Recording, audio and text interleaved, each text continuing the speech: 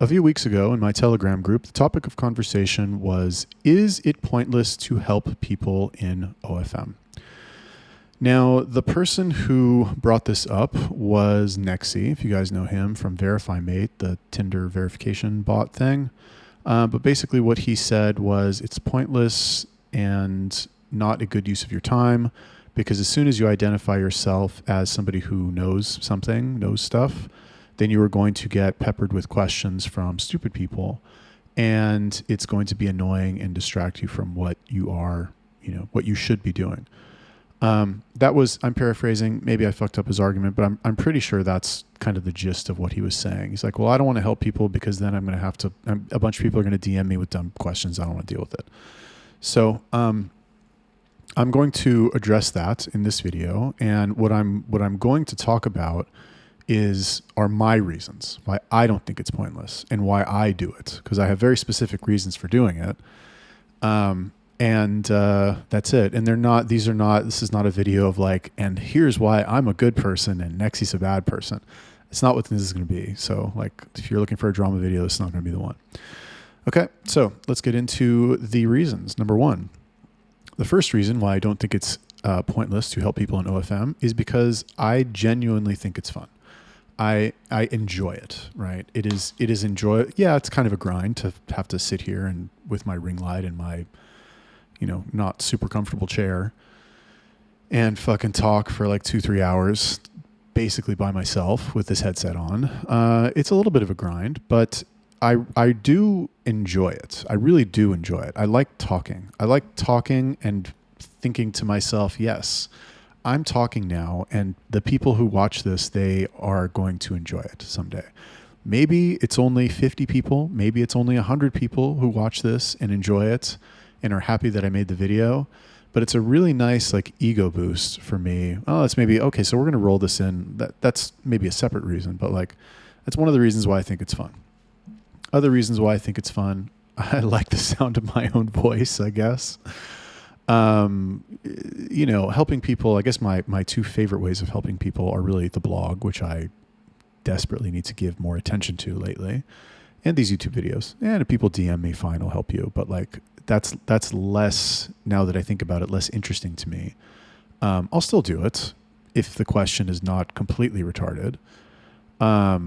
But it's really more fun, I guess, to help people at scale. The more people you help, the more fun it is, which is kind of true technically, but really what that is code for is like when you get the ego boost from lots of people telling you that you help them, it's more powerful than the ego boost of like helping one guy in a private chat that nobody gets to see. So bottom line is that I think it's fun. It's an activity that I see a genuine reward in. And I don't make money from these videos, maybe some indirect benefits that could potentially lead to money down the line. But like me posting this, there's no ads on this video. My videos don't have ads. And when when I get to 1,000 subscribers and I can like qualify for ads on the channel, I'm not going to put ads on the videos because I don't want to interrupt the watch time of people who actually want to see the video. And I don't give a fuck about like, $100 a month or whatever I would make from AdSense. Like I just don't care. I'd rather you watch my entire video and listen to my voice. So that's number one. I don't think it's pointless because I enjoy it and I think it's fun. Number two, it helps me build an audience.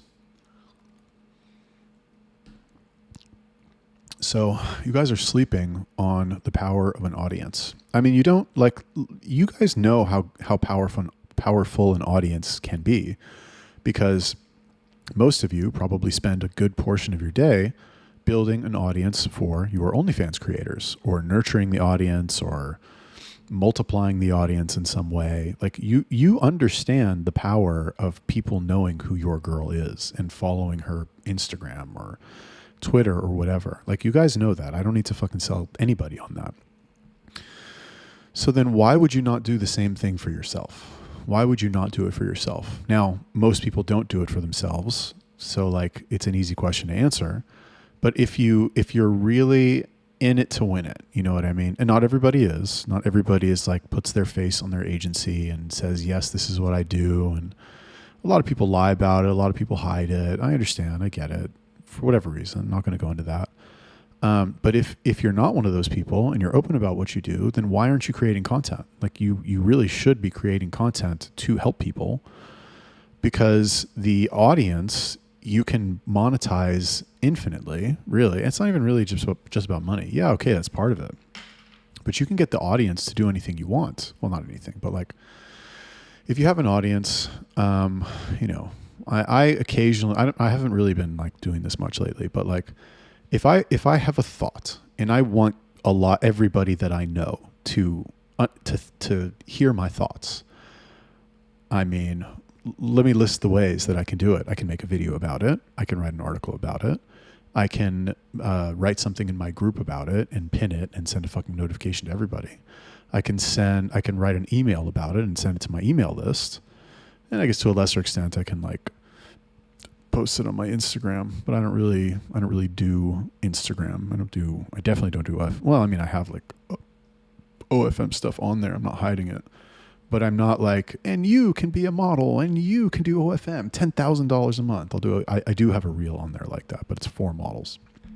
Anyway, you can get the audience to do whatever you want. You can activate them in any way. And, you know, why would you not want to have that asset, that additional asset? Now, if you do build an audience, I recommend that you collect their emails or you collect their direct contact information and you don't just rely on social media. I made that mistake when my last YouTube channel was taken down. GG, some 2,000 subscribers that took me a year and a half to build, all gone instantly. I mean, to be fair, I probably did collect most of those people's emails, but it still hurt. You know, the YouTube recommendations for those videos. Anytime I posted something new, they got popped up in their feed, and it was much easier to reach people through that channel than it is through this channel, which has really only been active for a few months. So bottom line is that one of the reasons that I like to do it is that I see the value in building an audience on any platform, on any and all platforms, really. And if I was smart, I would do it on Instagram and I would fucking do it on TikTok, and I would make my content be more places. I'm sorry. I'm so tired today. I've been up since 5 and I haven't eaten anything, and I'm just like not making much sense. Okay. Number 3, why I don't think it's pointless to help people in OFM is that it helps me make money. So, I don't like, yeah, okay, fine. I sell proxies and I have a good like 100 proxy customers, but I'm always sold out. It's not something that I can like infinitely expand. That would be nice if I could get a warehouse and put 500 fucking devices in there and be like, hey, everybody, more proxies, and just fucking grow it. But it's really like too much of a pain in the ass. Oh, some guy messaged, oh, this one's not working, that one's not working. The phone, has a glitch. I need to reset it. It's too much maintenance. It's not really that much profit. And I'm kind of waiting for the day where I can fucking shut it down, to be honest with you. But what else? I mean, I have like occasionally I'll do a boot camp. Total money that I've made from boot camps is around $15,000, which is nice. Don't get me wrong. But like, it's almost been a year since I did the first one. I've done 2. I did the Instagram, the Bay page one, and I made about 10K from that. And then I did the fucking, it's called fucking webcam one, which I think we did 9K total that I split between us. So 15 grand roughly. Was it 6 people? No, I said 6 people, right? Yeah. So it's not that much money. Like, I don't make that much money from my audience. I really should. Like, I should think of more ways to make money from my audience. And I think what I'm going to do now that I'm finally like, somebody calling me? Fucking God damn it. Who the fuck is calling me? Sorry, just a sec.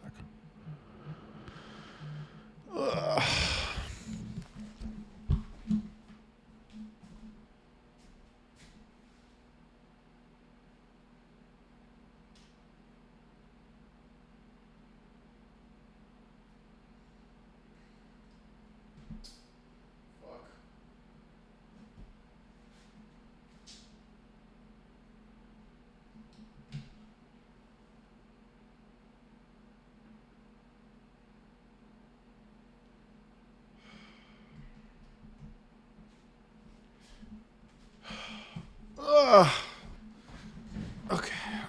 All right. Sorry about that. Oh, shit. I forgot to turn on my do not disturb. My bad. Yeah, this video's going to fucking be shit, but I don't care. I do not care. Anyway, what I was going to say is that now that I finally like started to make an amount of money with my agency that I feel very good about telling everybody how much it is, I'm going to probably like, I'm going to say I'm going to sell out, but like you might see some $5,000 coaching packages start flying around. Maybe more. Honestly, maybe more. I was thinking of doing a chatter one, right? How to fucking do the whole chatting thing and selling that for more. But I want to push it a little bit more with the agency before I do that. Anyway, number 4. Well, okay, yeah. 3, it helps me make money. So really this is related to the audience. But when you help people, right, with something, they say add value. When you add value to people, they appreciate the fact that you added value. I really fucking hate that. Let's just say when you help somebody get a better result with something that they are interested in getting a better result with. Well, that's not even really just adding value. Adding value could be entertaining or making somebody laugh. But in something like this, it's really like helping them make more money or getting them one step closer to making more money. Anyway, when I make videos about chatting, let's say, which has been the topic lately, and I'm helping people and the videos are helpful and I shared some key insight and I shared my experience and I gave them some sentence or some 2-minute rant where they're like, hey, you know what? Yeah, I really agree with that. You know, that's exactly what I thought and how I felt, and I just haven't been able to sum it up in words myself. When I'm able to hit those notes with people, it makes it much easier for me to sell them stuff later on. I can be like, because I can basically rephrase all of the points or the key points that I've made around a certain topic and be like, do you have this problem? Do you have that problem? Well, guess what? I solved that problem. And now for $5,000 or $10,000, I will help you solve that problem one-on-one and for a limited time only, blah, blah, blah. So the bottom line is that it helps make money. Now, the key is that I'm not just selling this stuff for funsies. I'm selling it around a specific topic that I am on record as helping people with. Number 4, it helps me deepen my own understanding by forcing myself to explain things. So, you know, one of the things, what do they say? If you remember 10% of what you read and 50% of what you write down and 90% of what you teach. I don't even really, there's a lot of stuff that I could teach. Forget about OFM, forget about sales, like stuff that I don't even really know how to do. So, well, actually, no, stuff that I've never done myself, but I could teach people how to do it just because I know how to do it and I understand it. I don't know why I'm talking about that, but anyway, the point is that like when you're forced to sit and explain something, and you're as you're explaining it, you're thinking to yourself, okay, how can I put this to words? How can I explain this in the simplest way possible so that it is so clear that nobody needs to ever ask me any questions about it? For example, if I said the key to making money with OnlyFans is having a great chat team, right? Well, that's kind of vague. Like, what's a great chat team? Having a chat team that can sell for $500 a day, that can build connections with subs.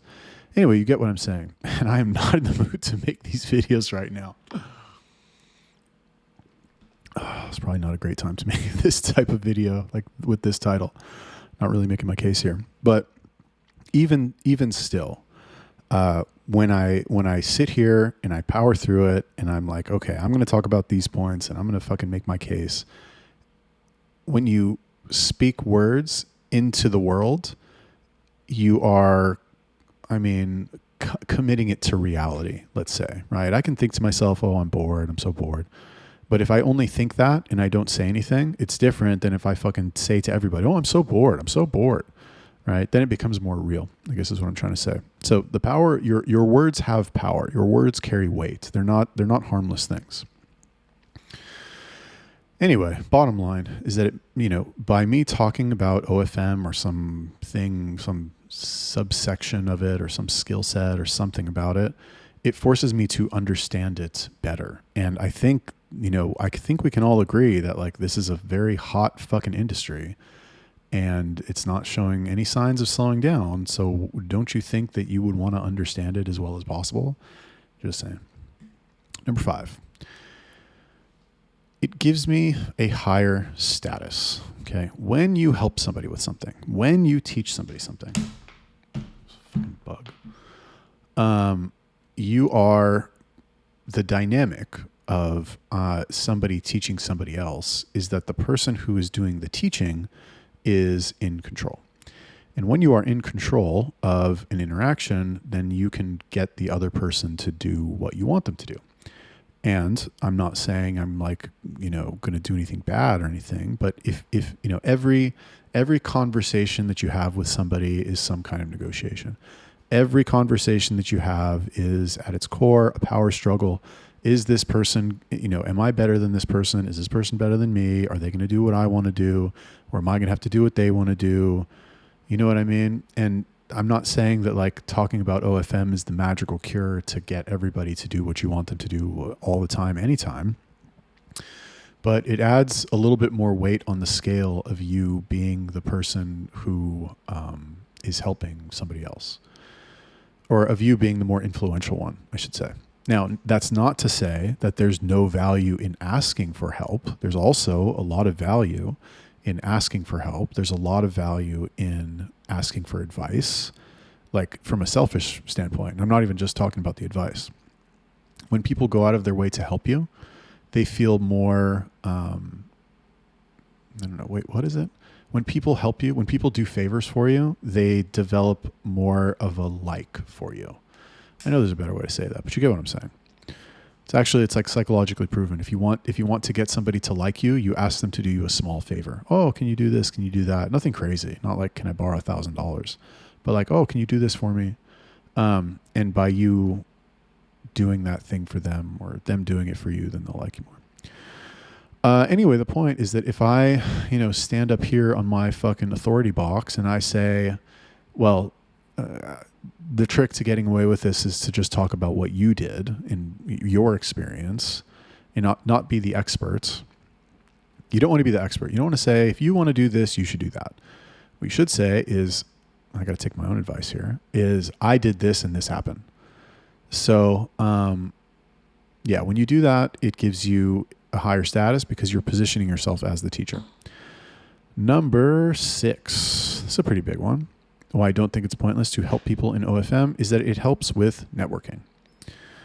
So if you do OFM, if you consume any OFM content on YouTube or like you're in the circles of people on Telegram, you know who I am, everybody knows who I am. Like you like me, you don't like me. Okay, fine. Not everybody. Fine. But like, I don't even know how many people do. I haven't like done a fucking survey or anything, but, somebody told me once that they went to Dr. Hattie's, he does these like in-person OFM seminars, I guess. This is a while ago, to be fair. And this person was talking to me about buying a coaching program. And we were talking about it. He never bought, but like we're talking about it. And he's like, I'm here with Hattie. And like I came here, on a whim. And I was asking a lot of people about you, and everybody that I asked about you had good things. And who knows, maybe it was just blowing smoke up my ass. I don't know. Maybe everyone's like, Yalla Poppy, fuck that guy. I fucking hate that guy. But that's what one person told me once when they asked other people about what they thought of me. So I'm basing my entire opinion on that. But anyway, it helps with networking because let's say they don't know about me. Let's say somebody has no idea. I can go to them and I can say, hello, my name is Yalla Poppy. Let's say that's my name. Wanted to ask you this. I wanted to ask you that, blah, blah, blah. And like, oh, by the way, I have a YouTube channel. I have a blog. I have a fucking Telegram group. I have all this stuff that shows like I'm real, I'm legit. And the way that they know that is that they will perhaps consume some of my content or even ask around and they'll be like, oh yeah, that guy's been around for a while teaching OFM. Now, what they'll say after that, whether that's good or bad, I don't know. Like I said, I don't do surveys. I guess not that I don't care. I would love for people to all say good things about me when my name comes up, but I understand, that's not, that's not always what happens when you are a content creator. But it does help. It does. It definitely does. Let's see. How has it helped exactly? Well, it just helps. Just take my word for it. Fuck. Yeah, it just does. Anyway, thanks for watching the video. Oh, it's a great one. Yeah, let me know what you think about that. Like, comment, subscribe, and I will see you in the next one.